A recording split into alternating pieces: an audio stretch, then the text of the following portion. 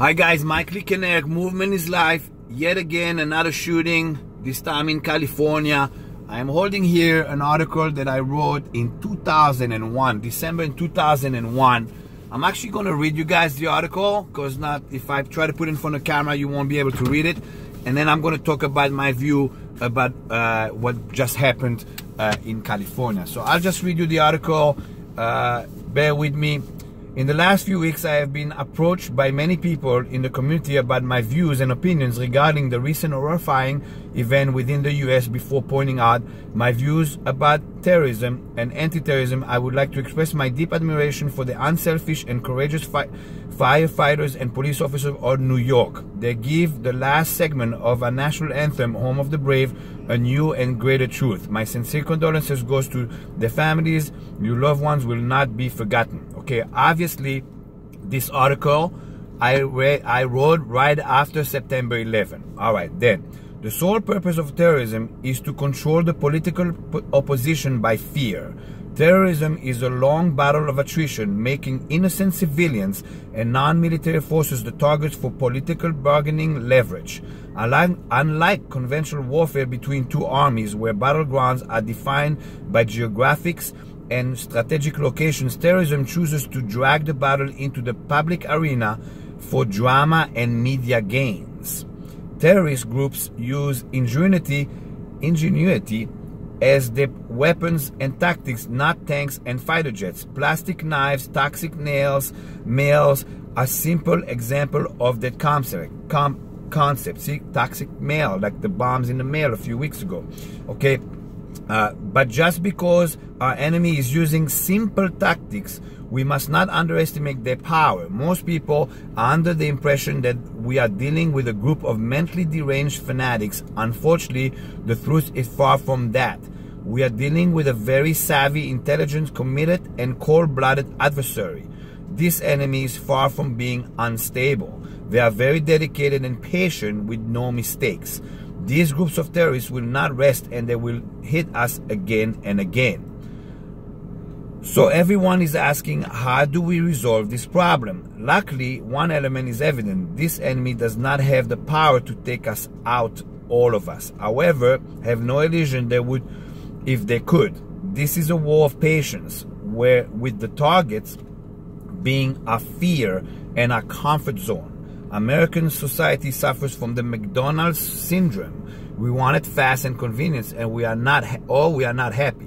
We want quick resolution to our problems. In some respects, we are impatient and self-centered. After all, we are a nation of entrepreneurs. But that is exactly what our enemy is counting on. The intelligence gathering over many years have revealed to them our mentality, and that is what they are aiming at. We as American citizens must have double the commitment to our safety as the enemy has to the commitment to arm us. The American public must brace itself for a long and ugly war. We must understand that this is the will of the American people that is being put to the test. In conclusion, I want to point out that I do not like to discuss military issues with the media. I let the military and federal agencies do what they do best. Constantly discussing their tactics on TV will cost us in the long run. But we as citizens can do much more than most people think. All right, this is where I want to go with this video. So again, I'll read it again. But we as citizens can do much more than most people think. Security against escalation of conflicts follows a very simple principles: predict, prevent, and protect. We are beyond the prediction phase. Now we must use preventive measures in order to protect ourselves. We must educate ourselves as a nation to be more aware of our surroundings, even if we are accused of being suspicious and paranoid and profiling. If any individual is offended by being questioned, then let them go back where they came from. Terrorism changes the normal chain of command for national security, which ranges from military forces to border patrol to federal agencies to local law enforcement civilians. Okay, this is the most important part of this article that applies to today, so I'll read it again. Okay, so I'll read it again. Terrorism changes the normal chain of command for national security, which ranges from military forces to Border Patrol, to federal agencies, to local law enforcement, to civilians.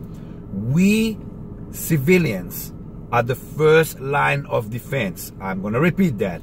We as civilians are the first line of defense.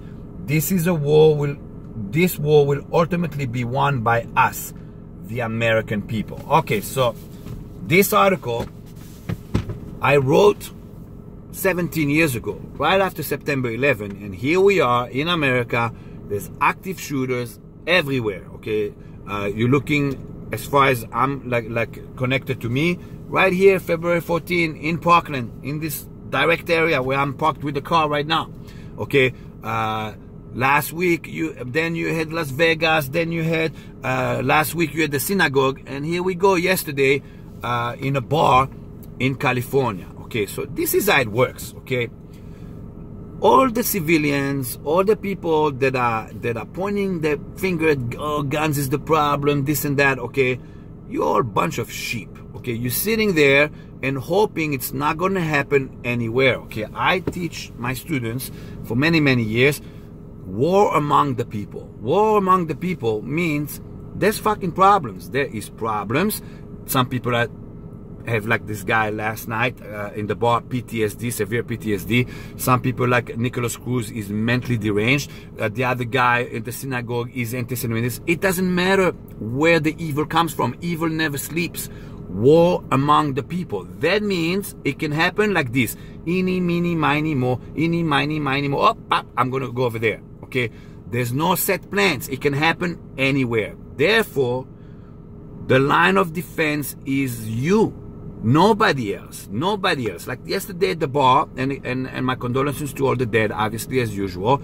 Yesterday at the bar, if there was a civilian that's trained and armed, there would be less casualties. And if there was a civilian that's trained and not armed, maybe it would have been even less. You're talking about, you're in a bar, therefore you're in an urban environment, inside a room, and if there's people that are trained and not fear, okay, and you could have got behind him and you get a fucking sharp object and fucking stab him in the back, okay, maybe you would have died, yeah, maybe you would have died in the process, but maybe less people would have died. Okay, so this is how it works. Okay, when this shit happens here in America right now it's a pattern. Okay, when you have patterns, you can inspect what you expect and you can build strategies. But yet again, America is still not learning the lesson. It's unbelievable. It's actually unbelievable. Since the shooting here in Parkland, I've had less people interested in learning training our methods because they're all pointing the fingers, guns. So now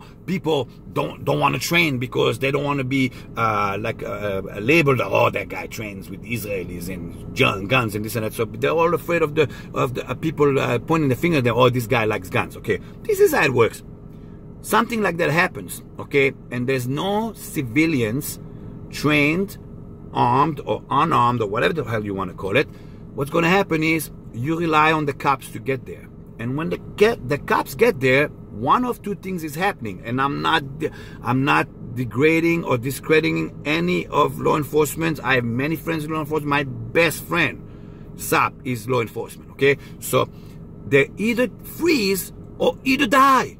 They either freeze or either die. So when the cop that's around there gets there, he's not trained enough, he either freeze or dies. Okay, then you have SWAT. SWAT gets there after the fact. That's why you see them in the media. And there's no Navy SEAL or Special Forces anywhere in these shootings because it doesn't happen that way. Okay, the only answer is trained civilians. So when the shit hits the fan, you can defend yourself. That's it. That's it. Okay, so all these people that are pointing their finger at guns, are pointing their fingers at people like me that wear shirts, cool shirt, look, front towards the enemy, new shirt. So I said that. They look at me like I'm the crazy guy. I'm not the crazy guy. The crazy guy is the guy that went yesterday and shot in the bar. The crazy guy is Michael Cruz that shot here in the school where my kid goes. The crazy guy is that anti-Semitic freaking maniac who shot people in the synagogue. I'm not crazy. I'm trained. Don't look at me and tell me I'm crazy because I'm trained. I'm a civilian now, but I'm a trained civilian. If something happens in my direct vicinity, I'll be ready to go. Always ready. So all the people out there Training, training, training. Seek out people like me. Doesn't have to be like me, but if it's me, it's the best. But seek out people like me. Anybody like me. Train, train, train. Train, train, train. It might save your life. You might never need it. Training is the answer. The line of defense of America is its civilians. This is an attrition war among the people, and it's happening from within. Not even freaking from outside. It's happening from within. America is a big melting pot with like a pressure cooker. You got people, freaking crazy people, okay? Arm yourself, train yourself, be ready. Don't get caught with your hands down. Again, my condolences to all the dead. Yet again, another shooting in America. Movement is life, guys. Keep moving.